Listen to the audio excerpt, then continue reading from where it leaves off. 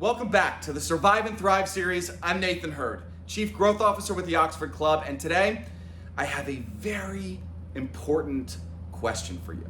But first, when we started this, in the very first episode, if you've been following along, I laid out 7 categories to a fulfilling life. And thus far, we've touched on a number of topics relating to those categories. For example, one of them is mind and meaning. And we've talked about how to overcome fear, which particularly at the beginning of this pandemic was at an all-time high. We've talked about faith, the power of faith and believing in something greater than yourself. And more recently, we've talked about resentment and letting go. We've also discussed health and vitality, feeling truly alive, not just, getting up and being okay. We've talked about business and career mission, truly finding fulfillment in your sense of work, your labor, even if you're retired. We've talked about financial wealth, of course, financial health, not only, acquiring and accumulating and preserving that wealth, but also appreciating it so it doesn't just become an endless cycle of more. We've discussed love and relationships. And more specifically, what are the different kinds of relationships we have in our lives and how do we nurture and deepen them? We've talked about growth. The real true key to happiness is progress. And we talked through what that means and how it affects our lives. And we've talked about contribution.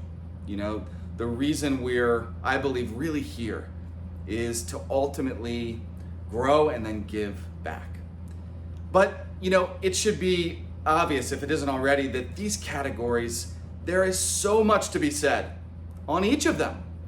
And in some ways, we've scratched the surface. In other ways, we've gone a little deeper. But here's the question I have for you. When I started, another thing that I said in the very first episode was, I want this to be a conversation, not just a series of me pushing out information, but a back and forth, a dialogue. And that's one of the beautiful things about what we have here together, is the ability to, go back and forth and share feedback. And you certainly have. You've told me about some of your, fears, your objectives, your obstacles. You've talked to me about the power that faith has given you. You've talked about health challenges, overcoming them.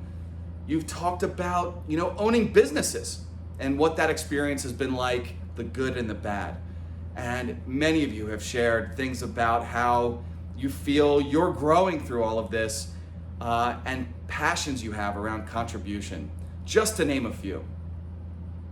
So the question today, what would you like to spend time talking about the most moving forward? I'd love to hear from you. What are specific questions you have that you'd like to explore together in this series moving forward?